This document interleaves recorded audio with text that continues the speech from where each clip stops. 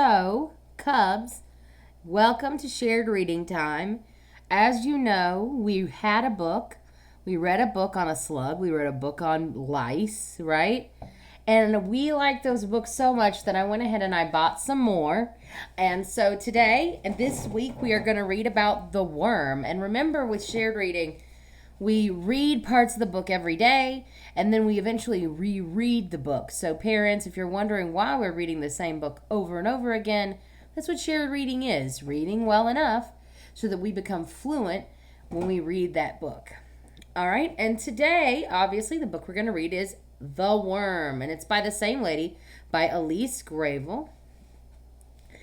And really quickly, hi. We're going to think about how is this book, this nonfiction book, going to be about the other nonfiction books. So take a moment. You could pause the video and think to yourself, how is this going to be similar to the other books that we read about the lice and the slug?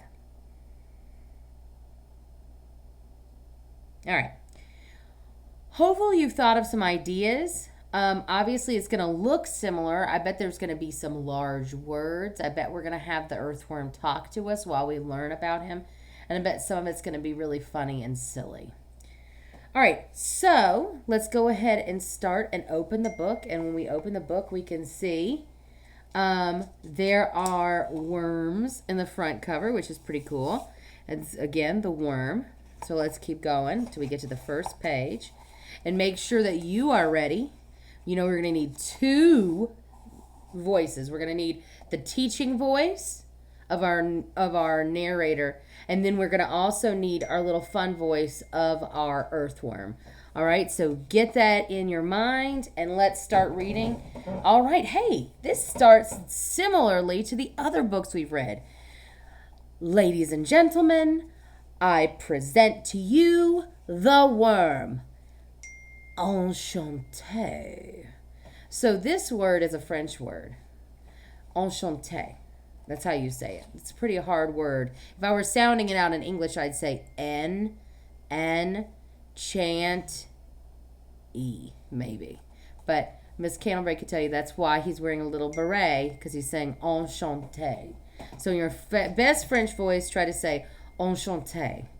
I don't know if you can hear all the beeping from the second grade teacher's text messages in there. All right, let's read this next page. Ready? The worm is a long animal that's shaped like a tube.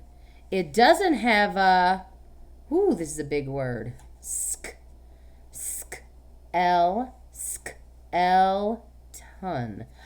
Skeleton.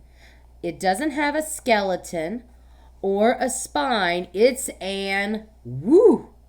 Now, some of you probably can read this word just like that, but let's look at the parts that we understand, we know.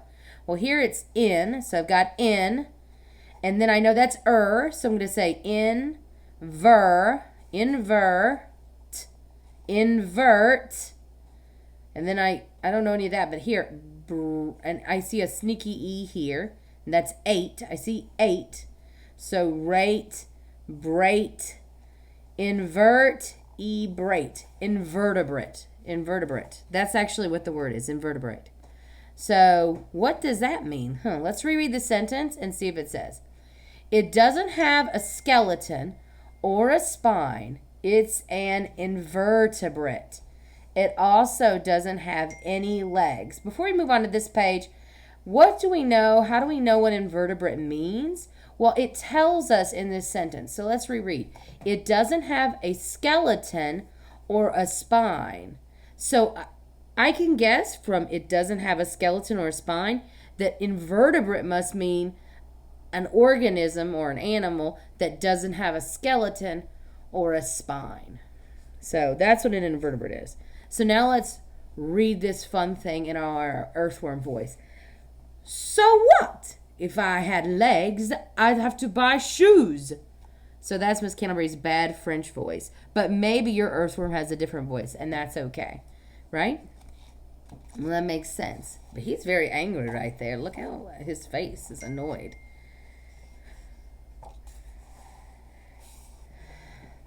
Okay, ready? There are many different kinds of worms. Here are some of them. I want us to pause. Do you remember how it talked about different kinds of slugs? I do. All right, let's go back. Here are some of them. The earthworm. I'm the most popular. The tapeworm. Ooh, needs a different voice. I'm not actually sticky. The flatworm. The white worm. I'm called a worm, but I have legs. Many insect larvae. Remember that from the slug? Many insect larvae from the lice, like the well, that's got. Maggot. Many insect larvae like the maggot. Baby fly. All right. Very interesting. I don't think that they're probably as cute as these pictures. What do you think? Agree or disagree? All right. Here we go. Next. Some worms are so small that you need hey, we know this word, microscope to see them. Micro meaning small. Scope is something you could see with. So a microscope is where you can use something you can use to see small things. So, let's reread that sentence. Some words are so small that you need a microscope to see them. Others can be 115 feet, 35 meters long, as like the ribbon worm that lives in oceans and rivers. Pause and think about how long 35 meters is. Ugh. I think that's gross.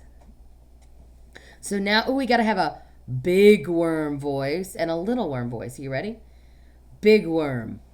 Oh, you're so cute. And the little worm doesn't say anything.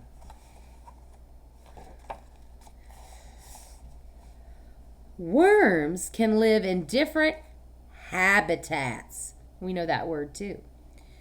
Some live in the water. Others live in rotting plants.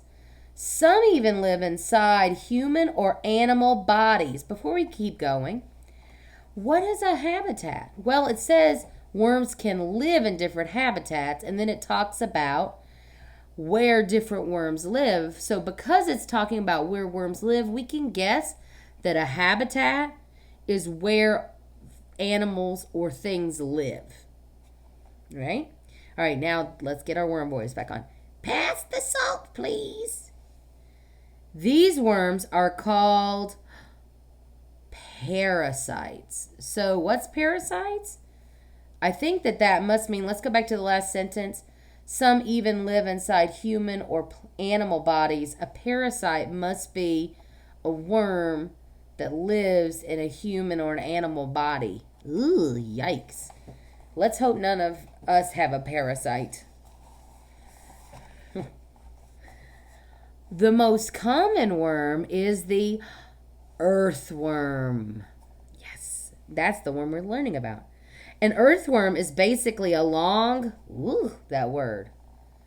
So I see the word dig, digestive. Well, that doesn't sound right. Digestive. So let me change the vowel. So instead of dig, I'm going to say die. Digestive. Digestive still doesn't sound right. Digestive. All right, so let's try with the other sound a G makes. So not a G sound, but a J sound. So here we go. Digestive. Ooh, now that sounds a little bit more right. So digestive tract. Let's reread this because we did a lot of sounding out. Here we go.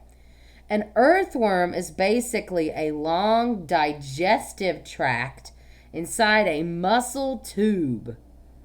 I wonder what that means. Digestive tract. I wonder if we'll find out. Oh, it's that muscle tube that's slimy and disgusting. Hey! I am not disgusting. Okay. So this The body of an earthworm is just like one digestive tract, and hopefully we'll find out what that means, inside a muscle tube. So it's got a muscle, and on the inside is this thing called a digestive tract. And I'm sure later in the book, hint, hint, we'll find out what that means. Worms have been on Earth for millions of years, maybe even billions. Biologists believe they evolved. Biologists believe they evolved with the dinosaurs. Pause and let's think about that. That means that when there were dinosaurs, there were also worms. Woo. They're old. And they're still around. Oh, we got to be an old worm for this voice. Back in my day, kids respected earthworms. All right, and here we go. Earthworms have no eyes, but they can sense light with something called, that's a big word. Do you see a word in this word that you know? I see a word I know. I know the word photo. Photo. Photo is like light. Just so you know, that's what photo means. It means light. Photo. Now I got to look at this other word. I know what is. Photo, kept oars. Kept oars. Well, I could tell you, just being Miss Candleberry, that this doesn't make the k sound because it's by an E. By an E, the C makes a S sound. So it's not keptors, it's scepters. So let's read that word. We got photo, scepters. Woo, that's a big word. I hope they tell us what it means. So let's start the sentence again. Earthworms have no eyes, but they can sense light with something called photoreceptors. Sensors in the worm's skin that react to light. All right, ready with your worm voice? No eyes? That can't be true. I'm sure I had some eyes around here somewhere. Let me look. And we're going to pause there. So I want you to think, and pause the video right here, and I want you to retell what we've learned. So you're going to pause, and you're going to tell what you've learned, and then you're going to unpause to see if it matches Miss Candleberry's. Have you paused? All right, so what have we learned? Well, first of all, we learned there are a lot of different kinds of worms, right? We learned there's lots of different kinds of worms. We learned that worms don't have a backbone. They don't have a spine, so they're called invertebrates. There are big worms. There are little worms. Some worms even live inside animals. We learned that earthworms have whatever this is called, a digestive tract inside a muscle tube, and they've been around since the dinosaurs. We also learned that they have no eyes, which is crazy. They just have these photoreceptors or sensors in a worm's skin that react to light. Light, sensors, light. Remember we said photo means light. And so that's where we stop. Tomorrow we will read the other half of the worm book, and that's it. Hope you enjoyed learning about worms.